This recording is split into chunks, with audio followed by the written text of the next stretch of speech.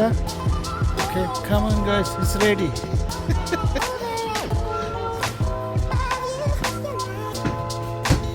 we can see.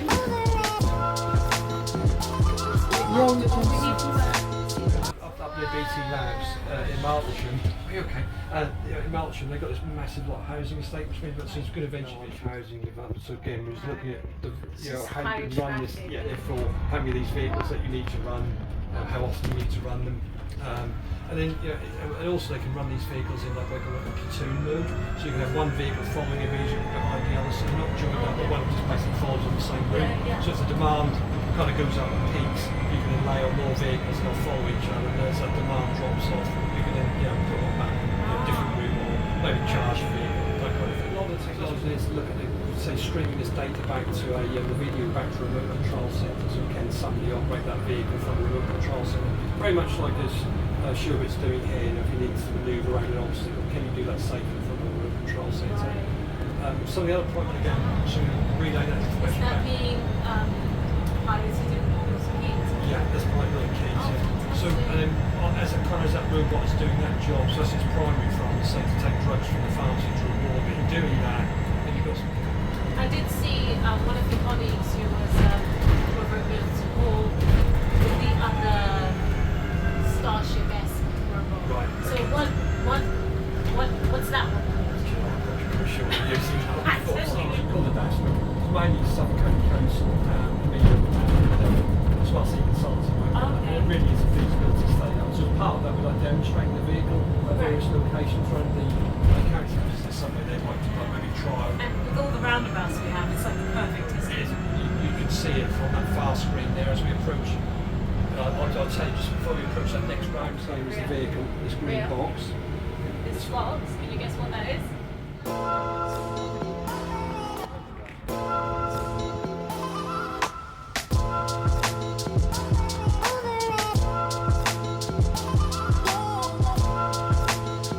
The vehicle will then stop, so we should. We're stopping here manually because it's not integrated as yet. So you can see in real time all the trees along the side here. You should see as this car now comes past in a second. Here it comes. Coming past. So it's this car here. There's another one coming past here.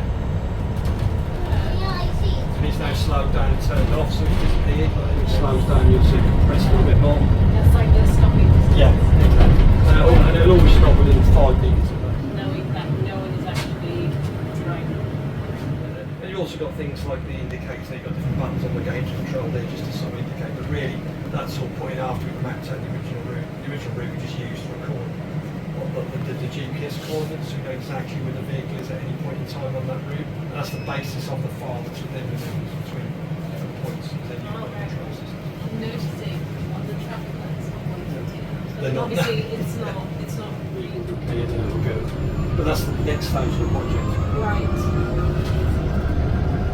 for everyone. Yeah, I can imagine. So again, as we operate this and show them how the vehicle operates, one would hope that that cost would start to come down. It's probably quite high. Oh, I know. There's only a few actually. How many vehicles like this do you have? Vehicles, I think we've got 7 in the UK. We've got 3 in Milton Keynes, 3 up at the NEC, and 1 at the National Park in Suffolk. So there's 7 at the moment. But I think we're getting another one that's either just arrived or just coming in as well. And again, some of the earlier vehicles, you notice on the front, they did like 3D printed camera mounts. So you had the original LIDAR units in their proper mounts, and then some 3D things basically printed and sort of attached to them, which is, just to sort of try the technology out. But now they know what cameras they're going to use, and where they're going to sit, and they've now actually got the proper housing for those cameras. Right. And that's new vehicles come complete with those. Now, in a moment, there might be a bit when you get a bit of a jerk, they'll come to a sudden stop. There's a give way about 100 metres down this road where they should give priority motorists to the vehicle, but they can't ignore it. They just come on. So if any vehicle comes onto that, basically where that yellow box zone is, and the vehicles with this will come from a reasonably abrupt stop. So just be mindful of that as we approach the intake. Cool. I was hearing from your colleagues earlier about the insurance situation for these shuttles and how there are different rates for the different passengers that ride in them. And I wondered, do you know what, are you able to say what insurance company you have this current policy with? I'm trying to think. Let me think.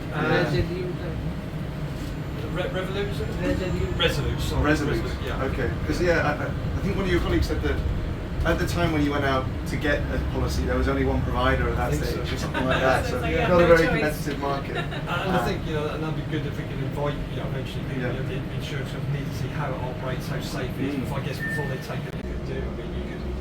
One thing, I'm not saying this will work for 1 minute, but as the vehicles go on a certain route, you could provide.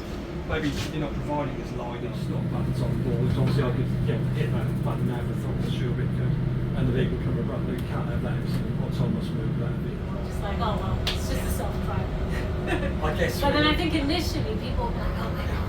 Yeah. Eventually, they just become the norm. I mean, Yeah. I didn't have when I was first finding a mobile phone, it came in the battery pack. I was just on the first sort of joined the telephone. Sorry about that. But your mobility used to take a telephone with a plug on it and used to move it from one room to another. And that's your idea of mobility. Oh yeah, yeah, So that was as mobile as it got. it was about Yeah. and that was considered a bit of a luxury. Or even just like blah blah blah's on the phone, and you'd have to come downstairs and then sit next to the phone. And My nanny had something called shared service, where at the time there wasn't sufficient lines, so for a short period of time so we provided, I think we shared the line with the next door neighbour. oh, So you'd pick up the phone and that was just etiquette that you didn't listen in. But that's all gone. I mean, man. we're talking about probably 50 years ago. that sounds Yeah, it's pretty called cool. shared I'm not service. sure I would have been one to No. keep my nose out of that business. I think I would have been that neighbour, like, oh, Yeah. what's happened? Oh my goodness, yeah. Now there's GDPR, like everyone's privacy is Oh, yeah, very, yeah. very important. Yep. So you've been working in telecommunications. I started off at BT 46 years ago actually, just as an apprentice. A bit like the Openreach guys you see right at the back, that's kind of where I Yeah. started. Then from that I just went on looking after telephone exchanges, like the core network. Yeah. And then 46 years of BT, different roles in BT. And Yeah. eventually with BT we're part of a joint partner of this project in Milton Keynes. So they're providing something called a data exchange, which is a platform for collecting lots of data from like sensors or Oh right, yeah, I message. can see the BT logo. Yeah, so you can get things like measure things like air quality.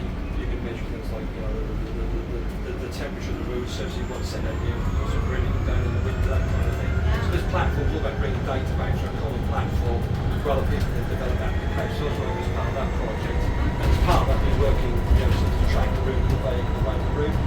So that project then came to an end. My time in BT after 46 years came Oh my to an end. god. I hope they did something very nice.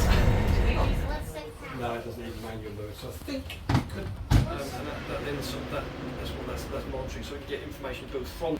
What crap? This- What, that? Yeah. That's No, when these. that's not That's crap. for this. That's so The old stuff. Do you find it? He's Oh, asking if you find Do I find it it creepy? Oh, maybe a little bit, maybe a tad.